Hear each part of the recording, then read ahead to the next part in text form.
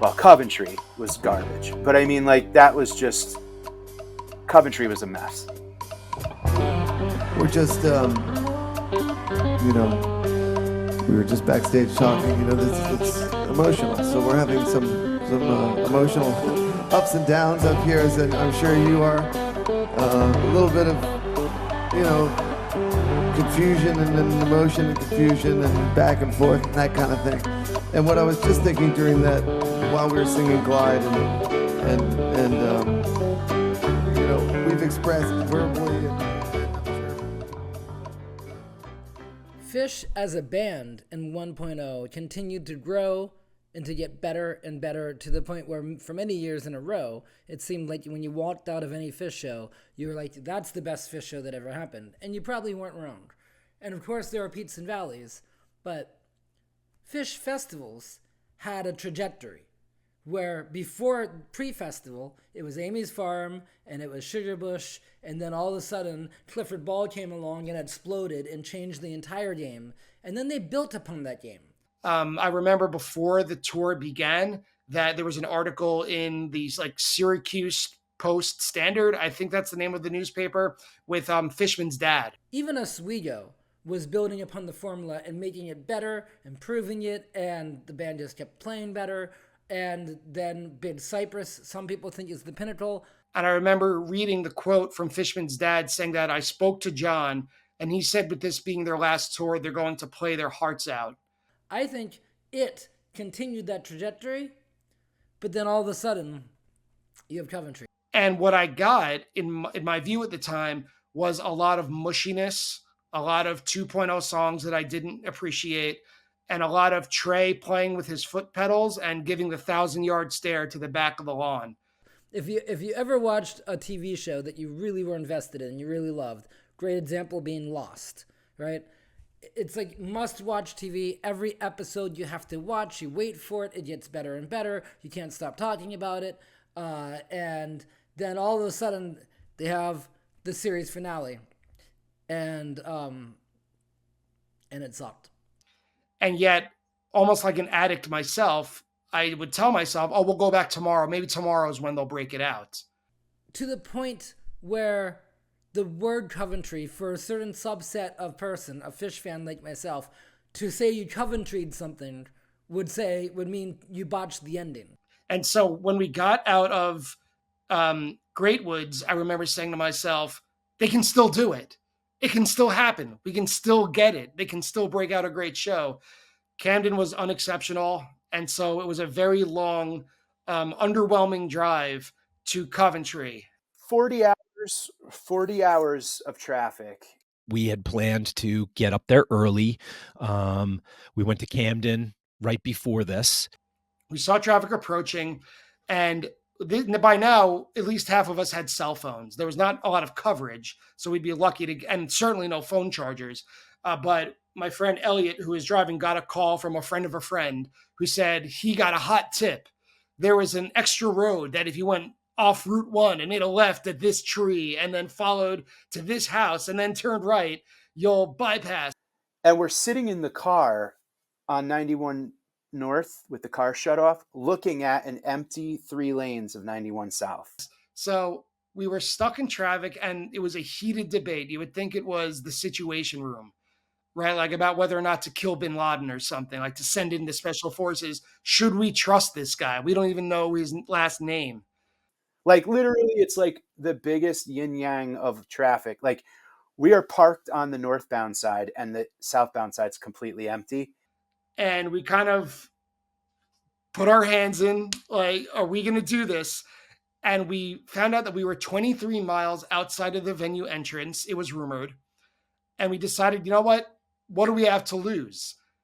And I had so many times I almost called my girlfriend at the time and was just like, yo, can you just like drive up 91 North to exit like 23 and just pick me up? Like, and it was the middle of the night, and we decided, we pulled off, we followed these vague, unverified directions, and we were driving really fast, like 40 or 50 miles per hour in the middle of nowhere, Vermont. So there's no streetlights or anything.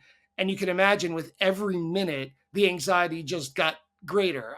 And I would literally just get off and walk across I visualized it, and I didn't do it. So we're not fighting, but you could feel the tension in the car. Like, are we going the wrong way? And then after about 15 minutes of this fast driving compared to being stuck in a non-moving line of cars, we saw another line coming out. And we're like, all right, there are others here. Maybe this worked. We got there, we pulled up, no one's moving. We got out of the car and tried to chat up some of the people around us. And apparently now we were about 5 miles from the venue entrance. The people started coming through on quads, like 4-wheelers, and we're like, for $50, we'll ride you guys in there. And we were like, fuck it, at this point, we're here, let's do it. Compared to 23 miles when no one is moving at all, this was like, okay, we just sideswiped like 15 miles of traffic. We had heard that the traffic jam was ridiculous. And we had some friends who were behind us, and we said, don't fuck around. Like, you have to get here. We got there and we had the bunny radio tuned. And when we saw the gate for the Coventry festival, that was when Mike came on the radio. It must have been around 8:30 in the morning. I remember like huddling around the radio, the bunny, when Mike came on and said, we have to close the entrance and nobody else can come in. And then Gordon comes on the radio and goes, we're going to cancel. And I mean, it sent shockwaves like through the people that were already there. We were right there. We felt so lucky. And it was a very confusing mix of emotions, not only because we were sleep deprived, but also we knew how many people were waiting behind us. And then it turns out it's not canceled. That really made the vibe very weird. Getting into Coventry was harder than getting out. I mean, I'm talking about the mud. So when we got in to the venue, like, it didn't take us long, again, because we were kind of on the early side. Again, we drove around to a couple of different spots to find something dry. And it was just a mud pit. I had friends and family passes again, so I had this access road. And even the access road was unusually slow. And there was nothing. Dude, there was no dry grass anywhere. And it was just, from the start, it was just a total disaster. Not only was it not dry, but it was like ankle to mid-calf deep mud. And the reason it was going so slow was because previously it went slow because you go to the toll booths and they checked your car to make sure that no wood is hanging out underneath or in the trunk, or for that matter, that you don't have any tanks or other contraband. We couldn't pull anything out of the back of the car. Like, you couldn't take a cooler out because if you did, it would like sink into the mud. Here, they didn't care about that. Here, it was that they were towing your car in because it was too muddy to drive in. There was no tents, no camping chairs. Like, you couldn't set up anything. Everything was wet. Everything was, I mean, I remember seeing all sorts of people walking around just carrying one shoe because they had lost the other one in the mud. So when they're towing your car into the festival, and of course, as that's happening, I thought, well, we're never going to get out. And then I also thought, well, what's the point? Phish is broken, Phish is done. This is it. So if it takes us an extra day or two to leave, who cares? It was just such a weird vibe. And there were a lot of drugs, like, people were really fucked up.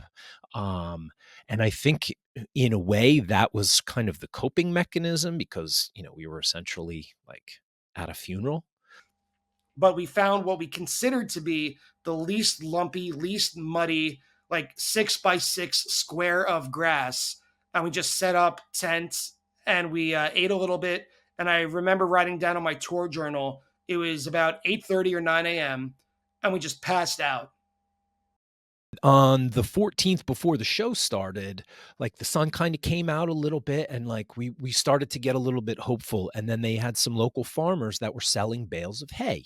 So we were like, "Alright, cool, let's go get a couple bales of hay. We'll, like, lay it down behind the car, we can put up a tarp, and we can maybe try to have, like, an outdoor area."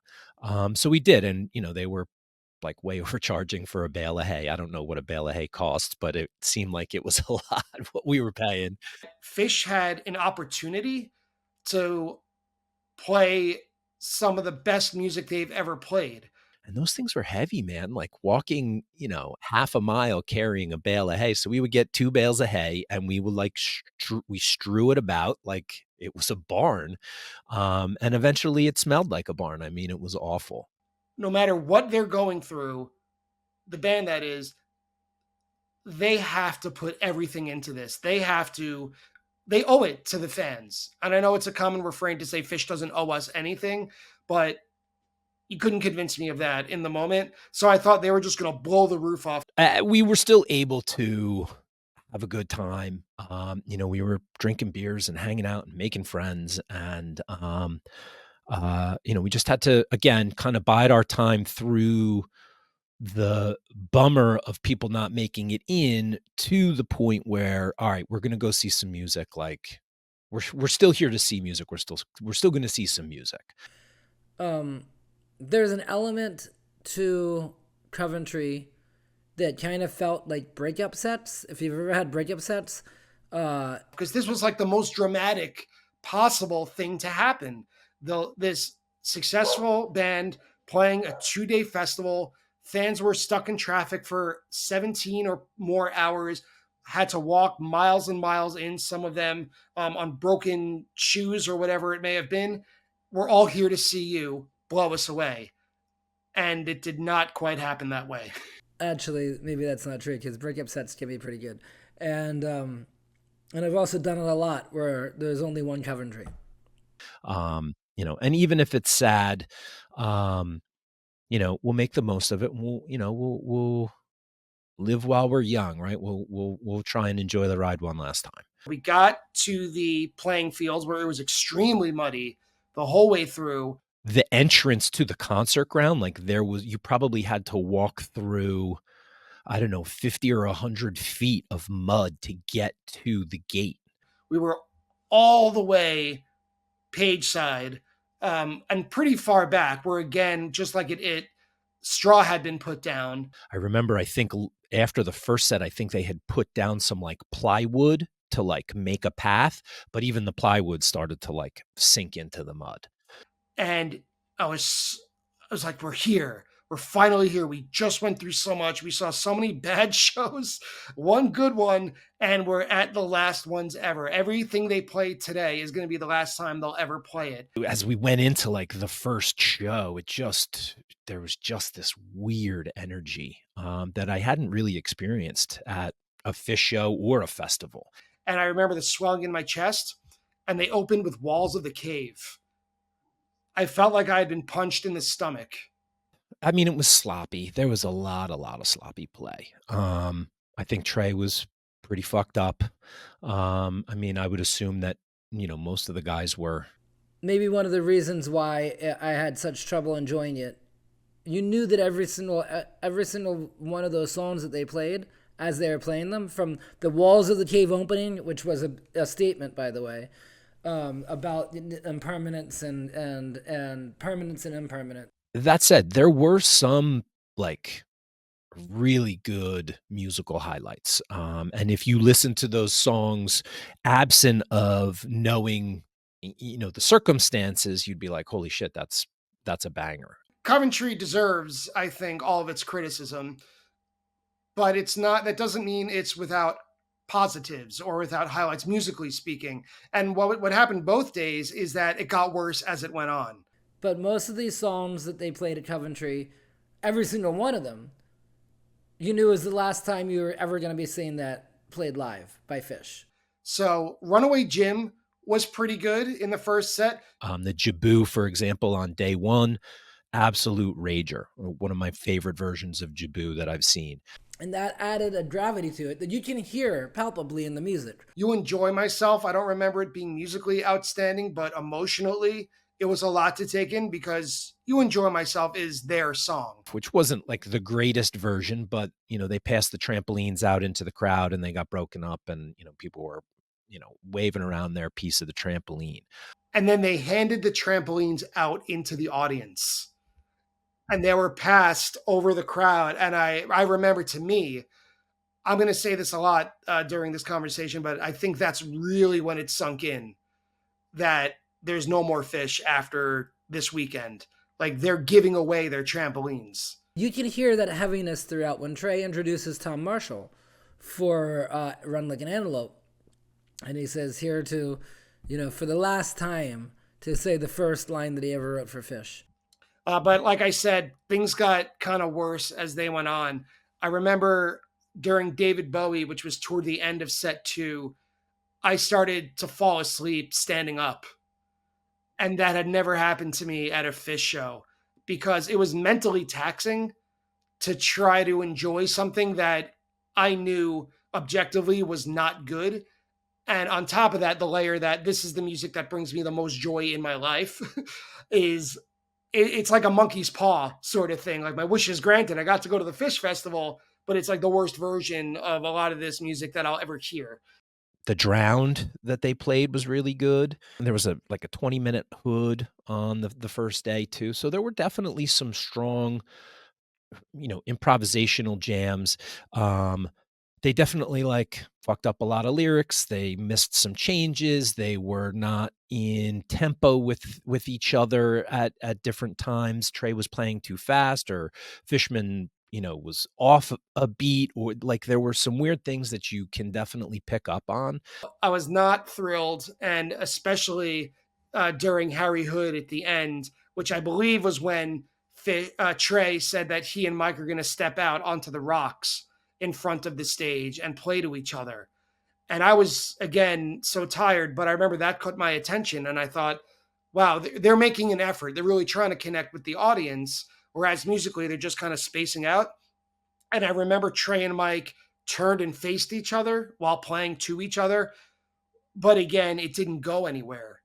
It was like you have all the ingredients for this epic big ending, and it was not clicking. And there I am falling asleep, standing up, not wanting to be where I was, but kind of at the same time thrilled that I was there. It's very confusing to talk about it even these many years later.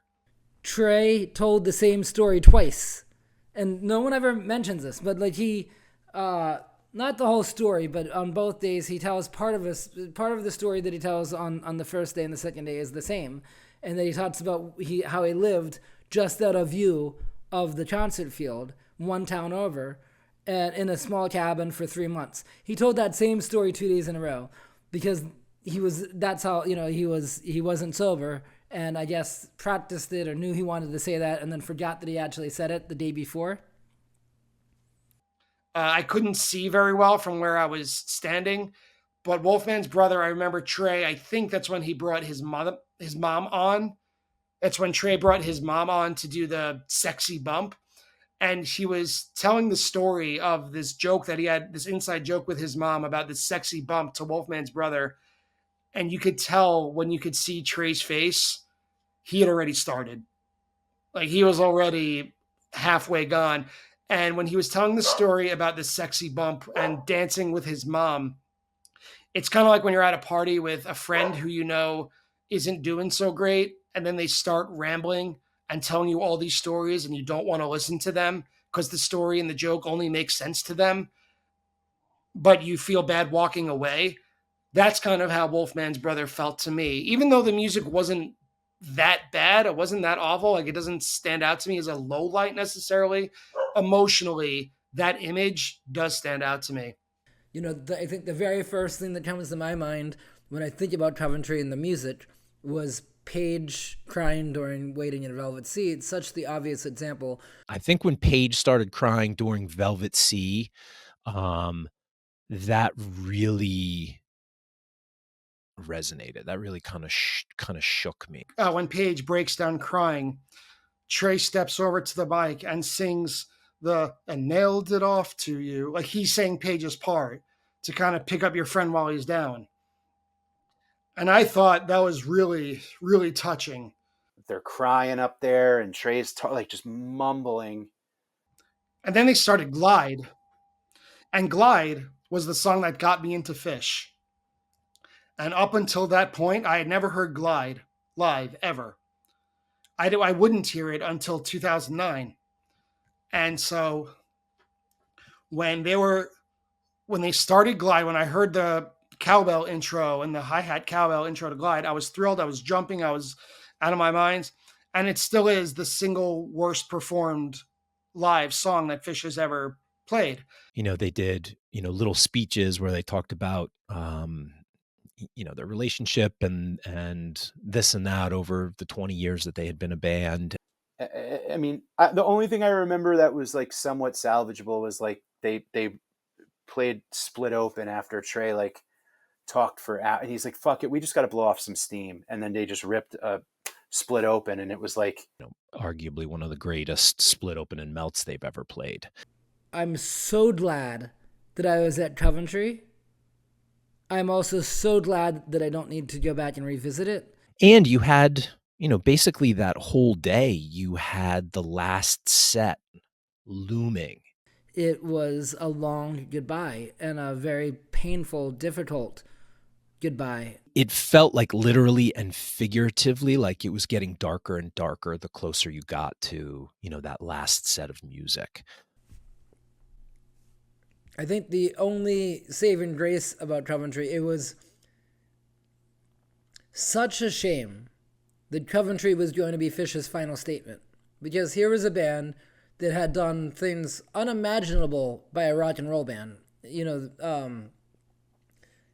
What they created was a community, a lifestyle brand, and like a whole counterculture, a movement. Phish created a movement.